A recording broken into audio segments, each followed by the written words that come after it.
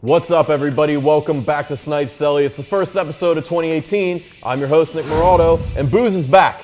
We sent him down, set him for a little conditioning stint. Here he is. Well, I had an away game, had to go back to Philly, played a little puck on Christmas, but I'm back. Let's do this thing. Let's start off with the Winter Classic, a 3-2 win for the Rangers versus the Sabres. Overtime game, JT Miller scores the winner. What did you think of the game, Booze? Well, I actually thought it was a way more interesting game than a lot of people thought. Frankly, the Sabres blow this year. The Rangers are red hot, and the Sabres were able to come back from a 2-0 deficit. Ultimately, they lost, but they kept it interesting. I think everyone and their mother expected the Rangers to walk over the Sabres in this game, and rightfully so. Henrik Lundqvist is now 4-0 in outdoor games. And I love a good outdoor game, but there seems to always be something going on in these games, always something wrong with the ice, the weather, the snow piling up, and this time it was the shadows. Everything the light touches will someday be yours. Everything? What about that shadowy place over there? That is Citi Field. You must never go there. It's always tough on the fans, but the players seem to kind of enjoy it. Evander Kane doing Evander Kane things. You need the eye black, or does it just look cool? It's all about style points, so. And Kyle Okposo wearing the Rec Specs, the Kareem Abdul-Jabbar Rec Specs. Classic. Now, during intermission of the Winter Classic, USA Hockey went ahead and announced the roster for the good old US of A Olympic team that they'll be sending over to the Winter Games in Pyeongchang, South Korea. And as we know, no NHL players allowed to participate, so they had to dig deep, find guys who were washed out or former NHL journeymen. Let's go through the list here. We got a couple notables: James Wisniewski, Mark Arcabello, Jim Slater, Noah Welch, Chris Bourque, and a couple college kids: Troy Terry, Ryan Donato, Jordan Greenway, who'll be the first African-American Olympic hockey player, male or female. Pretty cool. I'll tell you, Coach Tony Granato has his work cut out for him. But hey, you know what? This might be Miracle 2, the sequel. He's not looking for the best players, he's looking for the right ones. But the future of USA Hockey is bright. Coming off a gold medal in last year's World Junior Championships, they're right back in the thick of it this year. And to give you a little recap, we got Spit and Chiclet super producer, Mikey Grinelli. Not a big deal. What's up, boys? I'm here at the Frog Pond in downtown Boston for one reason and one reason only. That USA-Canada game has me jacked up for some outdoor hockey.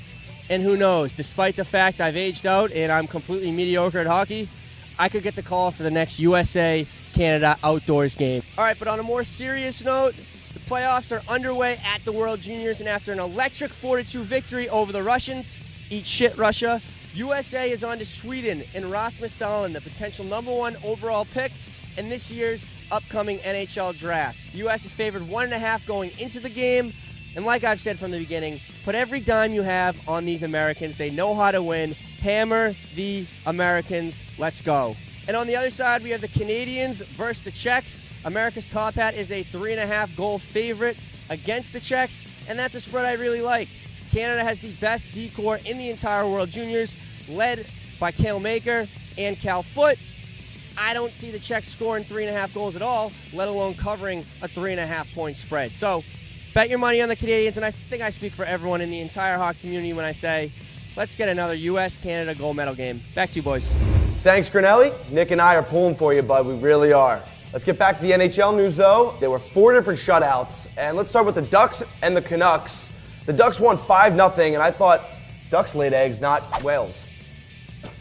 The LA Kings pounded the Edmonton Oilers 5-0. Looks like the Oilers' well went dry.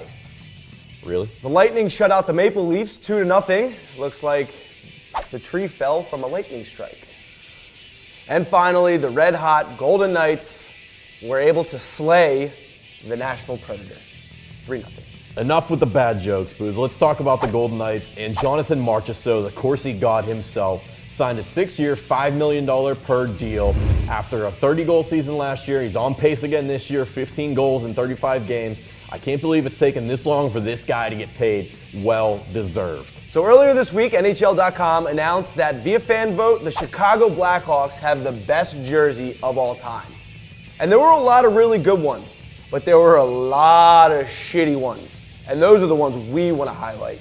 First up, the early 2000s Nashville Predators jerseys, these mustard yellow, puke, dull-looking, grandma's couch-looking colored jerseys. Awful. Literally looks like a shit I took yesterday after eating Chipotle. Next, we have the 1995-1996 LA Burger King jerseys. They literally made Wayne Gretzky look like he's about to hand out fries in the drive-thru. The great one. Unbelievable. The 70s and 80s Vancouver Canucks rocking that deep V. Literally looks like an alternate universe where the Germans won the intergalactic space race and now are in a war with the rest of the galaxy. From 2003 to 2006, the Dallas Stars actually had these as their jersey.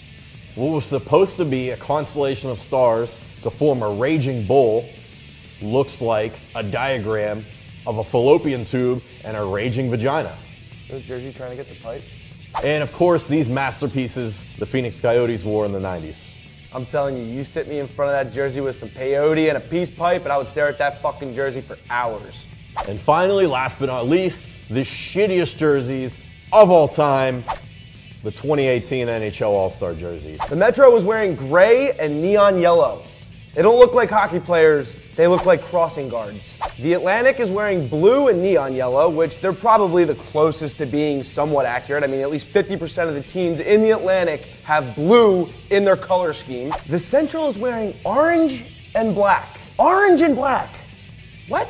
Just throwing shit at the wall, seeing if it sticks. And finally, the Pacific is wearing white and orange, which essentially is just a Calgary Flames away jersey. So I don't know. What is happening? All right, after that big pile of shit, let's wrap it up with something good. It's time for the Save, Snipes, and Celly of the Week. My save of the week, a lot of you guys sent this one in. It was awesome. Carter Hutton of the St. Louis Blues gets a little help from the post, and then he just blacks out, goes all ninja status, ninja mode with this kick save. He didn't even know where he was. My save, Andre Athanasiou comes in hot, but gets stoned by Craig Anderson. Andre Athanasiou got the last laugh as he scored the overtime winner last night, but damn, what a save. Snipe of the week, Patrick Sharp had a sick one last night, but I'm giving it to Oliver Bjorkstrand, the Columbus Blue Jackets, coming down, going short side, top corns. And for my snipe of the week, coming from the Winter Classic, Rasmus Ristolainen just happens to be there when the puck comes to the blue line and he rips a shot right past Lundqvist. Sabres lost, but what a game. And of course, the Celly of the week, the OT winner last week, the patented trademark Patty Kane. You're sure we don't have to pay him for showing that, right? All right, everybody, that's the show. Huge thanks to Mikey Grinelli for keeping us up to speed what's going on in the World Juniors. As always, use hashtag Snipe Celly. Chirp at us below to let us know your suggestions for Save, Snipe, Celly of the Week. Keep rocking with us. Have a good one.